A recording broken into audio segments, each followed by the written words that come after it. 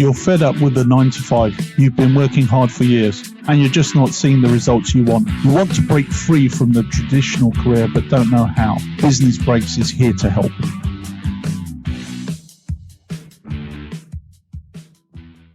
So thank you everyone for joining this interview session. I am Dante Healy, host of Business Breaks podcast, with my very special guest, David Ketchen, someone who is a real expert, someone I have massive respect for in this digital transformation space. Not only is he a great guy, but he is known as a digital cat herder, which is something I'm still working on mastering. So, David, welcome to the podcast. Thanks, Dante. Thanks for that hype. You're very welcome. So, David, I guess to kickstart the interview, how did you get into digital transformation? What's your backstory? Okay, so I actually started sort of my career, once you leave school and you go, what am I going to do? And I started as an electrical fitter, which is an electrician who works on power stations. I never finished the apprenticeship. It wasn't me. And so I started a window cleaning business, and it was great actually. Back in those days, it was $80 an hour doing windows, and the average hourly wage in New Zealand at the time was about $6 an hour. So it was good. And then it wasn't intellectually fulfilling. And turn of century, I was like, I've got to get into IT. I've got to do this. And I answered an ad for a multinational company called EDS, who are based in Plano, Texas. And it was through their business process outsourcing that I got a job as a team leader on a digitization project. Now, this particular project was for the land titles, Land Information New Zealand, and they were doing a sort of a back capture of all their titles because, and you may call them deeds in other countries, but it's your property title or deed, which says, here's my property and here's the boundaries of it and here's all the legal instruments that I must abide by, fencing agreements and easements. And so now they wanted to convert 5 million documents, because New Zealand's not a very big country. It's very small. Actually, it's the size of England, but it's not a big population. And so they wanted to convert these 5 million documents, and they all had legal instruments attached to them. So it wasn't a simple digitization in the sense of let's just scan all these things and index them, right? That's how old back capture used to work. And you've probably done that stuff in finance as well. Linz was actually getting something like 1 kilometre of filing cabinets every year of more documents. It was crazy. They couldn't cope with it. They were running out of physical space. So they wanted to go digital. And Canada had done something like this a year or so before. And EDS had done it in Canada. So, of course, won the contract.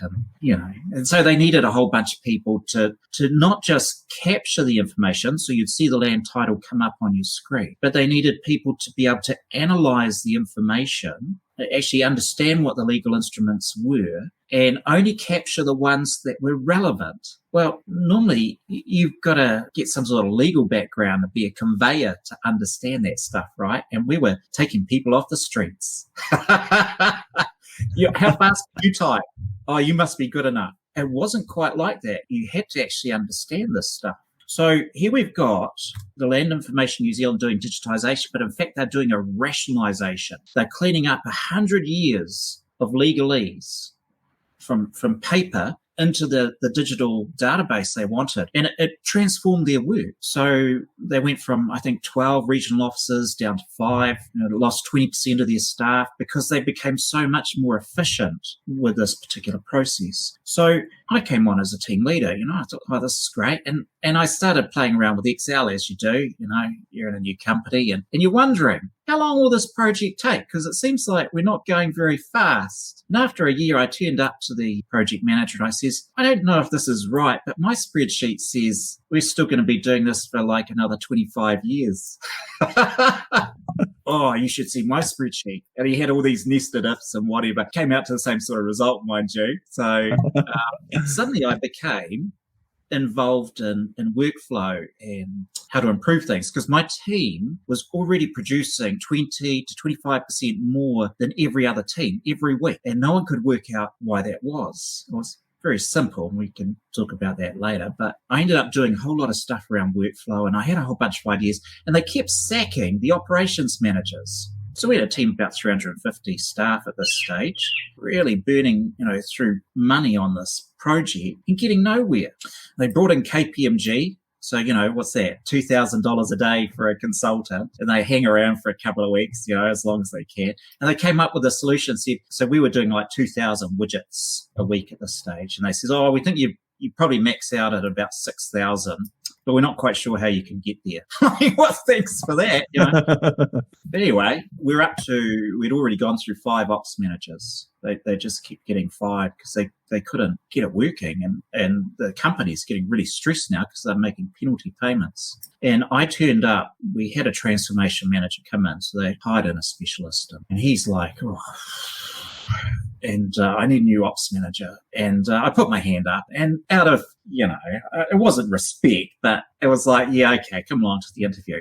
And I brought along a 10-page plan that said, this is how I'm going to fix the site. And the service delivery manager said, when we saw that plan, we knew you were it. And so I then went and implemented the plan, and I got the staff together. So we had about 200 about 250 in the day, about 100 at night.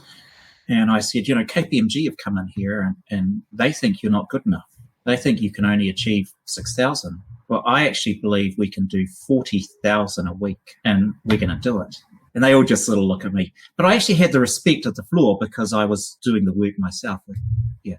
So the transformation that I got involved in, so here we've got a digital transformation for the client. It's a digitization project. But now I'm involved as a transformation manager. I've got to take my program of activity and where my outcome. So, and this is the key thing about any transformation. You're taking it from one state to another state.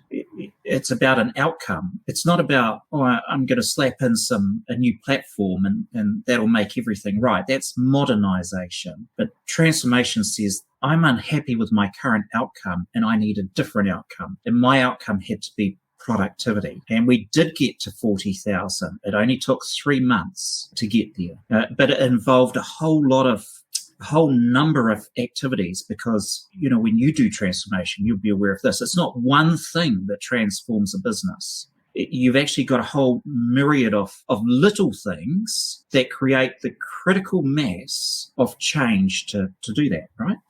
So that was the first project. And then it had a sister project running next to it, which was survey conversion. This was true digital transformation. It was absolute world first. Never been done before. So bleeding edge. And they were bleeding. So it wasn't our area of expertise, not for EDS. So they had subcontracted this to the government mapping agency because a survey map is the map of the boundaries of your property. They get out their theodolites and they do their thing and they go, okay, so whatever. It's very mathematical. And then they take all those coordinates back to the office and they used to draw it out on a piece of paper and then submit that to the Land Information Office. And now they're going digital. And what they created was a digital, I believe it's cadastral is the term, which refers to boundaries of properties.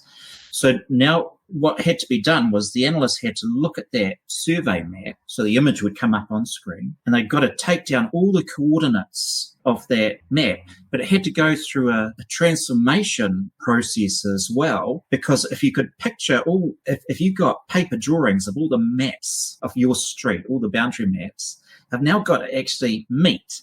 It's all got to meet bang on and connect like a puzzle and allow, as the bigger it gets, it's got to allow for the curvature of the earth. So it's got to slightly adjust a little bit the further out you go. And that was a really tough thing to do, for GIS stuff. It was like, wow, there were case studies being written about it. It was really exciting. But the mapping agency couldn't do it.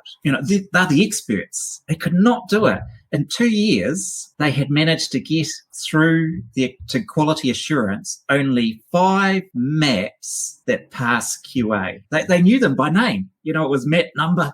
It was terrible. So the government put their agency into liquidation. It was the first time the government had ever put one of their own agencies into liquidation to stop the penalty payments that they were having to pay to the other organisation. And so EDS had to pick up the bits. And I said, hey, I can do that. I've just done this other project. No worries, I'll do that. And they went, yeah, all right. So now we're transforming, not just, we're deep in a digital transformation, because this is radical it's a complete process change for the client. But pretty much still my brief is productivity. How do I change the outcome of what's happening? And when I turned up, I went around asking them, what's your quality like? They all said, it's fantastic here. We've got 95% quality. I'm like, how do you work that out? They go, so each mat has got like 500 things you've got to capture on it, and we get 95% of them right. And I'm like, you do realize that's zero, right? You failed that mat. You did not hit 100%.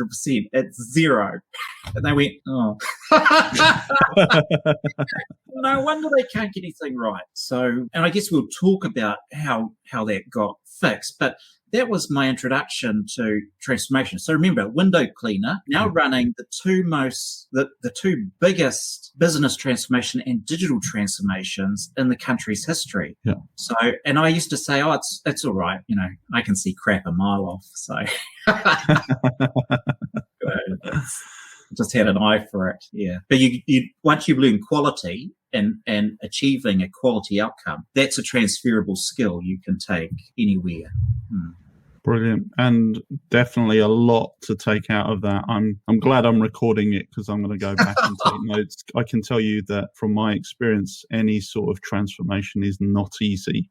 It requires a lot of thinking, a lot of work, a lot of effort, and a lot of disappointment. And because of decades, and in your case, possibly centuries of legacy institutional structure that needs to be unpicked and then rethought of and reworked. Yes. And the culture then has to be, when you say it's not just one thing, it's many things that need to be addressed before you get critical mass. I completely agree. Sometimes you can implement one thing and it either never takes off because people think that's the end of it, or people themselves, they revert back to their old habits and behaviors and ways of thinking. So it's like really nothing more than a band-aid. And then, as you say, taking the opportunities to step up, to get into transformation is probably the key. And I think in my career, it's not when I've hidden, it's when I've actually had to step up as well. Yes. So I completely hear you. And amazing backstory. Thank you, David. My next question, and it's probably an obvious one, but the key benefits of digital transformation in business. And I guess in the context of right now where everything is pretty much digital, that's apparent. You can't go anywhere without a smartphone. Your customers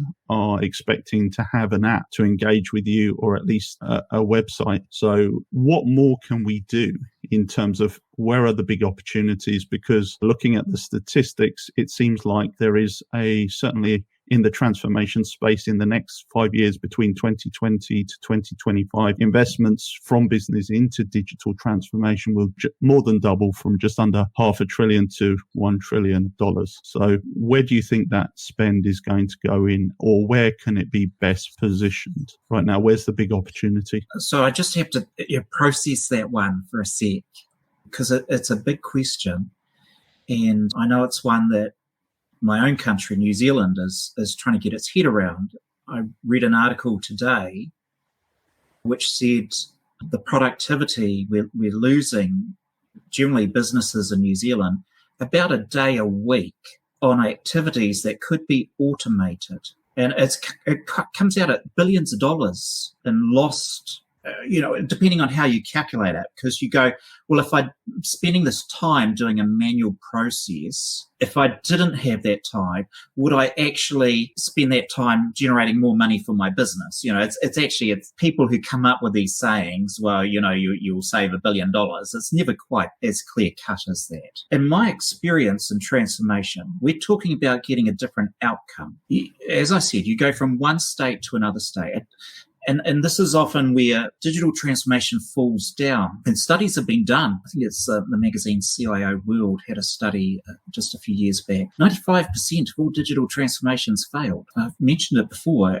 a client I went to recently in Australia, they will not even let you talk and use the word transformation. It's got negative connotation. But that's really sad, because it shows it's been a failure. And I think part of the problem is that there's been a belief that technology, because it's called digital transformation, there's sort of this guess that some sort of technology is going to give me that transformation. Now, when I was doing my transformation activities, we had really big teams with us. So we had the applications were on site and they're trying to fix the stupid software that they'd made. Oh man, the first 6 months we had a hot fix every damn night, and we had to stay back and test those hot fixes for the next day. And you cannot do enough regression testing when you don't really know what you're doing as a user. You get really good at it, but it wasn't until finally we got a really strong project manager came in and said, stop this nonsense, do it properly. But the apps guys would always say, oh, I'll give you a 20% gain. It was always this magic 20%. I'll give you 20% product. How much will that cost me? Oh, that'll be $1 million. You get Nick. I'd say to my teams, thank you each night. Hey, thanks for what you've done. I get a 20% productivity gain. I put some gamification on the floor and say, hey, look, you can win these cool logo prizes if you get your output up. Wow, I get a 50% productivity gain. It costs me, a couple of bucks. Don't give me this technology stuff. It's not about the technology. Technology is a tool. It's just part. So when you eat a meal, normally you have a knife and fork, right? Maybe you got a spoon. It's dessert, right? We'll have a spoon. But you know what? You don't need those. You can just pick it up with your fingers and you get the same outcome. You're going to get it in your guts and it's going to taste yummy. You'll make a mess. That's true. But the outcome is you got fed and you didn't need the tool. Now, if you don't have a plate, the plate is a tool. You go, oh, that's not very good. You can still do it. You can do it out of we do this takeaways. Oh, I'll just eat it out of the takeaway thing, right? So you got to be realistic about the tools. You've got to be thinking, what's my outcome that I want? Let's talk about an example of digital transformation that happened and no one paid attention to it and in fact are fighting against it. The transformation is we get a pandemic and all our governments around the world say, oh, you can't go to work. It's like, what? What are you talking about? I can't go to work. No, you'll spread germs. Stop it. Stay home. A lot of countries went into lockdown. We went into lockdown. It was, quite tough. Now the business goes, well, I'm not going to shut my business. If they're a hairdresser, right, and you've got to have a person in the chair, that's very, very hard. But if you're an IT company or a bank, you don't say, well, I'm stopping my business because my people can't come in. You think, oh, I got to do this differently now. Let's see if you can work from home. Oh, you can work from home. That's fantastic. That was a transformation. They needed the outcome of doing business, but they had to transform from being in the office. Now, think of the other transformations that came from that. Much lower carbon footprint. I've barely seen any company say, hey, look, working from home, we saved X units of carbon because none of our staff had to drive into work. We know the roads were empty. It was fantastic. It was so quiet. It was lovely. People walking around, waving at each other. It was lovely in the neighborhood. They still go home and do their work. I know a lot of businesses suffered, cafes and all those sort of downtown businesses, they suffered. But in fact, the transformation occurred. It was a digital transformation. And now you find people fighting against it who don't understand transformation. They don't go, look at all the good things that happen. I've got happier staff. Not all of them. There are some who need to be with others. And some jobs work best, when there's, like social worker or a doctor, you actually want your patient there. It's not that great over the phone. You can do it. It's not great though. But a lot of people who could work from home had better morale because they can see their family for a change. So if I've got good morale, when I did business transformation, one of the key things I'm trying to do is get great morale. If you can get people to feel good, their productivity will increase. If they feel rubbish, garbage in, garbage out. We know that in IT. It's with data. If I've got bad data and I put it in, I will not get good data out. If I've got bad morale in, what sort of productivity out am I going to get? This is not rocket science. I'm a window cleaner. It's obvious. That's how it works, right? Yeah, it's not hard. So here we've got all these happy people. We've got less carbon footprint. They're spending a lot less money. Transformation of real estate. Man, I could save all this money in real estate. I can save all this money in marketing, the cost of signs on my building because no one's walking by anyway. And they go, you know what, come back to work because you make me feel important. I don't feel important when you're not at work. And so they've missed the point of transformation. They had it. And this is one of the key things with any transformation project. You've got to find the people that are going to inhibit that transformation, the blockers. You've got to find a way of, I always looked for them no matter what project I went on. Who was totally against change because they had something to lose. Now I've actually got to either give them something to replace what they're losing, or I've got to make the hard call and say, I'm sorry, you have been a hero here, but we are transforming and that service is no longer required. Thank you. There's a lot of things I took from what you just said, which is amazing. Because I blabbered on so long. Oh yeah, and I let you, to be fair.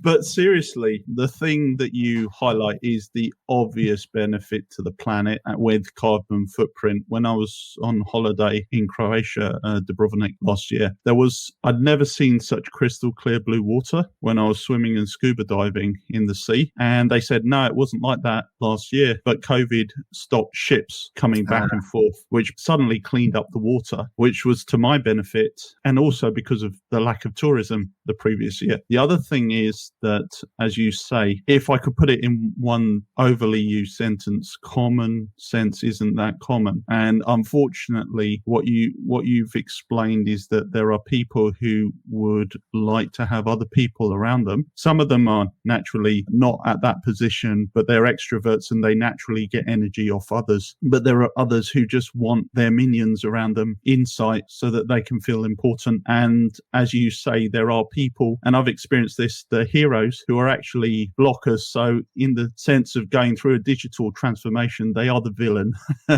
But they're a villain who's dressed up as a hero. What they're doing is they're saying, we want what we want now. We want the comfort of now. I'm protecting my staff now by protecting how they work, keeping them in comfort, mollycoddling them, but not realizing that longer term it's going to be that much more painful as a business because you become less competitive and less productive. Yeah. And what happens is the longer they maintain that status quo, everyone else is still carrying on in business. FinTech's taking off. It's doing its thing. Not always well, but it's out there and it's making a lot of noise. And if you've got people who are trying to maintain the status quo, that's just dragging it out longer before you get to change. And by the time you get to change, now I've got a lot of things I need to fix. So I'm very weary of heroes. That they're great at holding it together. It's true, but they're holding together the current state. And in transformation, when someone says, no, we want to get to a new way of doing things because we want a different outcome. Right. Now what I'm looking for is the agents of change, those who are willing, who can understand that vision. And if you're in charge of transformation, it's your job to sell that vision.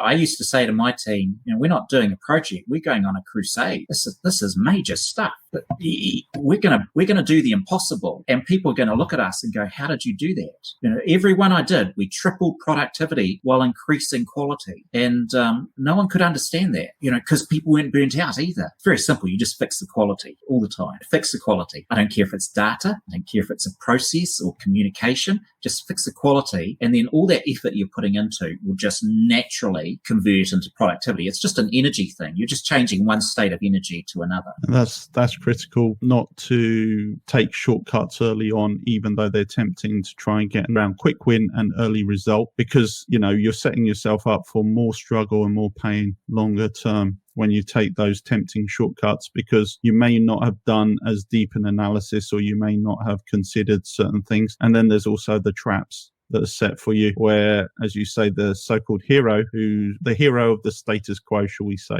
who's ready to grandstand when the deployment fails or isn't as smooth as it was sold out to be. Yeah, exactly. Given that, what are the key strategies, capabilities and practices to effectively execute a successful digital transformation? And again, with that, I was going to ask about overcoming barriers, but I think we've covered that in the previous questions. So really, how do you define success in digital transformation?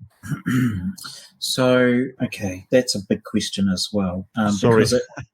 well, there's just so many different views, really, of what the success was. So when I took on the transformation project I had, now remember it was an outsourced transformation, so that the client couldn't do it themselves, and they had gone to experts to do it. And so now I'm responsible for their transformation. And when I took it on, they were an unreferenceable client. They were not, no new business was allowed to talk to them, right? So I've got a quote here from the National Processing Manager of Land Information New Zealand, two examples I gave at the beginning. And he says, EDS delivered with a lot of patience, and there was a real willingness to understand our needs, which was of utmost importance in this complex project. They became our most referenceable client. So your stakeholders' delight is a KPI, and it's a pretty important one.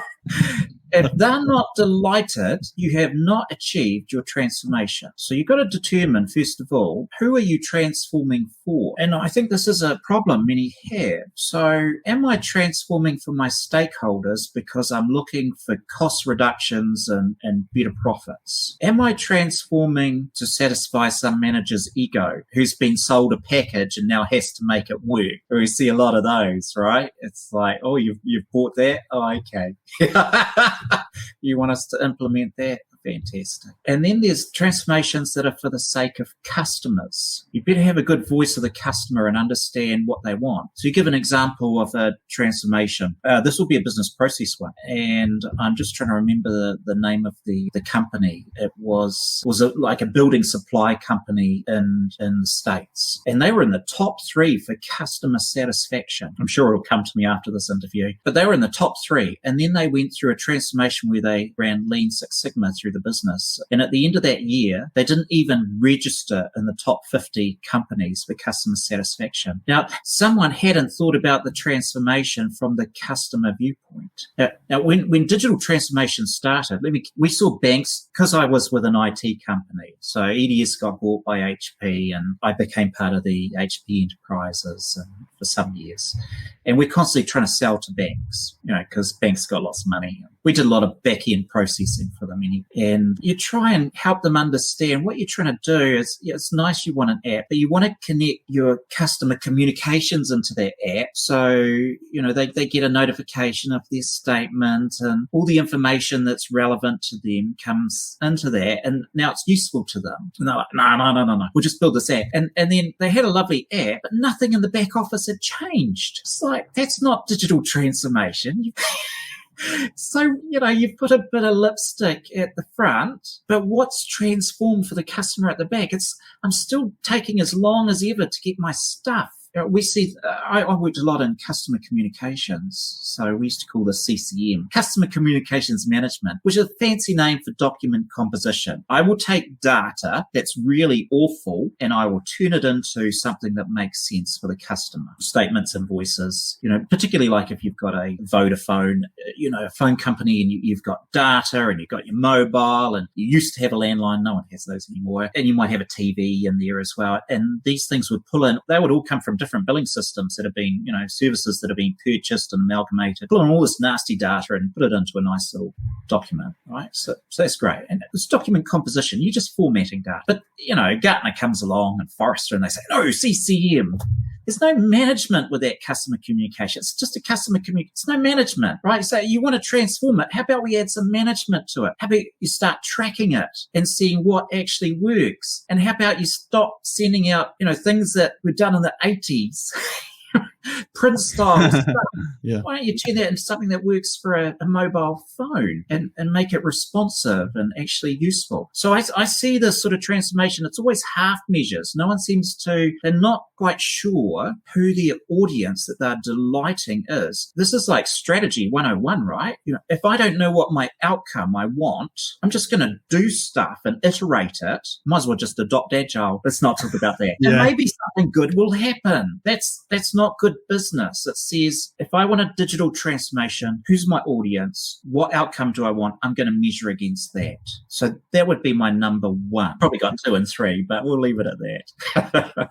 No, that's fine. That's fine. And it kind of answers my next question in terms of better outcomes for the end users. It's clear that if you're not serving anyone at the end, there's no transformation. There's just, as you say, modernization. You can overlay a new platform, but if it's not translated into anything different, then you've got nothing. You've just wasted a whole heap of cash that could have been put to just simple process improvement. Lloyd's Bank, how many billions had they set aside for their digital transformation? £3 billion or something, and it sort of comes to nothing. And you go, that's a shame. That's a bit of a shame. Well, one thing I should mention about transformation, it almost always involves rationalization, a cleanup. If you don't have that cleanup, you are picking up your junk from one house, you're putting it on a truck, and you're bringing all that junk into your nice new house. We not only rationalized processes and how we organized ourselves on those projects, but we had the client working with us, rationalizing what they wanted us to do and thinking about it and going, do we really want all this stuff? What would be a better way of how to present this to our customers? And I think, if you can engage your end audience in that transformation process, so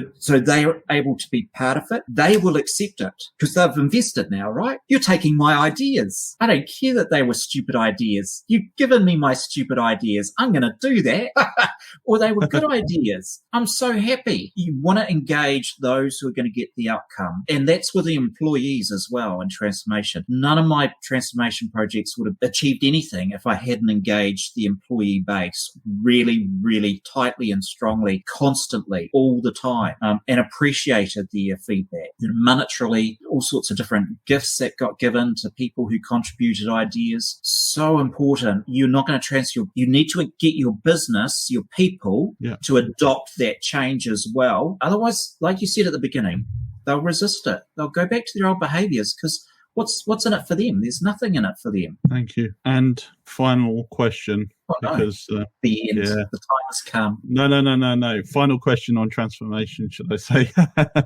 And then we'll go into some sort of more light-hearted topics. But just thinking about what you mentioned about managing transformation, and how should someone who's managing a transformation look to develop their talent in order to thrive in a constantly changing digital space? Read. Be a reader and set yourself time every week, whether it's part of your day or a set time in that week, to read as much as possible about the speciality you're in. If you're in finance, you've got to be reading about finance. If you're in leading, read about leading. Read. I absolutely insisted on my team leaders all taking time out. The whole management team were given time to go and read stuff because it refreshes you. It's giving you when you're transforming, you're thinking on your feet the whole time. You're constantly going, is this working? Is that working? I've got so many things to keep track of, and you will empty yourself out. It's very easy to burn out on transformation. So you want to be taking stuff in and going,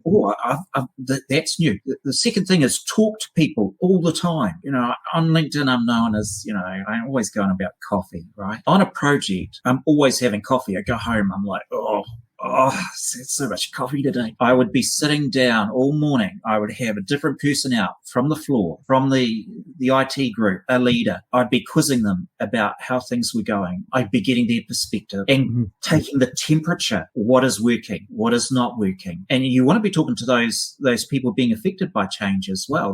You don't want to, this is not an ego thing, right? I don't want to be mixing with just the managers and doing my networking stuff. Yeah. I want this to be successful. And it's people who are going to make this successful. I want them to be successful. I need them to tell me what's not working. You only get that by going to see them. You can do that from home these days, but it was so much more fun to go and sit down and have a coffee with someone. I think so. I mean, you can't beat that from a networking perspective. Face-to-face makes so much of a difference. But I mean, as you say, there's not a lot we can't do virtually. With that being said, I mean, you're in New Zealand, I'm here in the UK, and we're face to face and we know each other. We have a good sense of each other. And thanks, you managed to capture my likeness, which actually was my final topic of conversation, David.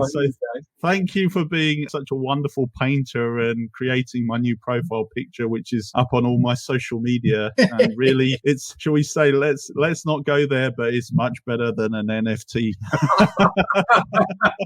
And it's hand drawn. It's not created by some algorithm that's kind of put me into some sort of pixelated digital Picasso. But I mean, your artwork has been growing steadily, and you've been posting that up on social media, your journey to rapidly improving and creating these wonderful visual images. The last thing I want to say is, what are the parallels you see between what you're doing now and, I mean, what your career to date? Is it just this continuous learning journey and evolution that you're expressing through your newfound passion for art, or painting, should I say? Well, there are a lot of similarities in different activities we do, transferable skills, right? So as I said, I never finished any management course. I did do a lot of reading about management and leadership and applied what I had learned. And you heard I was a constant reader as well to keep my skills fresh. I'm a great believer that there's huge potential in every one of us, but we're all the same. I know we're all different,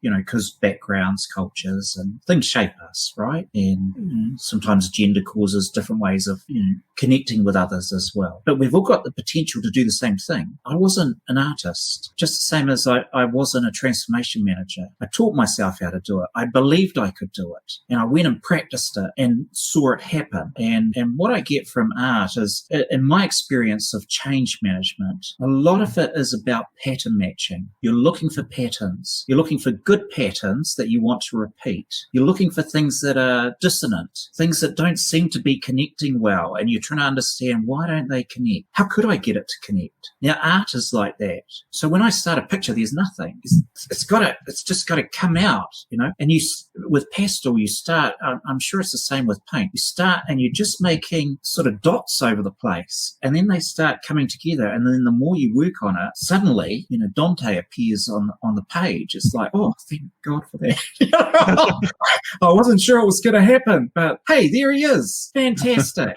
And for me, I'm a huge believer in quality control. I listened to Social Saturday on LinkedIn today, and I'm not going to say their last names because I'll get it wrong, but Trevor and Julie and Stephen all did a fantastic stream. I watched it delayed because it was way too early for me, 3 a.m. or something. I'm not that dedicated to Social Saturday. I watched the delayed coverage, as it were, and at one stage, Trevor name drops me, and I'm like, oh, yeah. And he says, oh, and have you seen David's art? And he goes, oh, he makes himself out to be some sort of pedestrian, and he's really got all this talent. And I'm thinking, no, I understand quality control. And to me, if I haven't achieved that quality yet, it's not where I want it to be. It may be good enough for someone else. That's lovely, but it's not good enough for me. And in business transformation, it was exactly the same. Digital transformation, I was in the 5% group who overachieved. We hit our target, we blew it out the water. And my projects finished, not 25 years late, they finished on time. One was 2 years ahead of revised schedule. It's like, well, that's quite a big savings in time and money to do that because it's quality. And art to me is, I get to manage my own quality. It's not just about, creating a picture. I'm in charge of my quality, and I like that. It doesn't always work, because it's hard to, statistically that makes sense. So we're allowed those bad batches, but yours came out quite good quality, so I'm glad about that. So am I, mate. And thank you, David. You've been a wonderful guest, and it's been a pleasure to interview you. And we have our conversations anyway, and just to get your backstory and some of those insights, it's been amazing. Before I close out, can I ask, how would my listeners get in touch with you? What's the best channel to reach out to you on? It's LinkedIn these days. Yep, just do a search, David Ketchen, LinkedIn. Look for silly pastel pictures. I said recently, actually, on LinkedIn today, I know all this stuff about digital transformation, productivity. Guess what? I don't talk about it. I talk about coffee and paintings. But yeah, if anyone wants to reach out, happy to talk about past experiences. Yep, LinkedIn. Brilliant. Thank you, David. And with that, we end this episode of Business Breaks. Thank you, everyone, for listening and watching.